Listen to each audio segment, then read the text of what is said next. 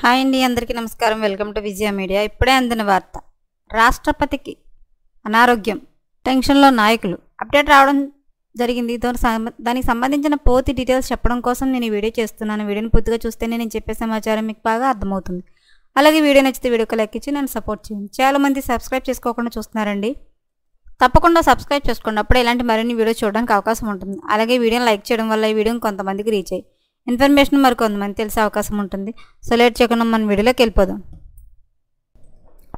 మాజీ రాష్ట్రపతి ప్రతిభా పాటిల్ అనారోగ్యంతో ఆసుపత్రిలో చేరారు. జ్వరం, ఛాతీలో ఇన్ఫెక్షన్తో బాధపడుతున్న పాటిల్ మహారాష్ట్రలోని పూణేలోని ఓ ఆసుపత్రిలో చేరారు. ప్రస్తుతం ఆమె ఆరోగ్య పరిస్థితి నిలకడగా ఉన్నట్లు సమాచారం. 89 ఏళ్ల మాజీ రాష్ట్రపతి ప్రతిభా పాటిల్ బుధవారం భారతీయ ఆసుపత్రిలో చేరారు. ఈ సందర్భంగా ఆసుపత్రి సీనియర్ వైద్యులొకరు మీడియాతో మాట్లాడుతూ మాజీ రాష్ట్రపతి ప్రతిభా పాటిల్ బుధవారం రాత్రి ఆసుపత్రిలో చేరారు.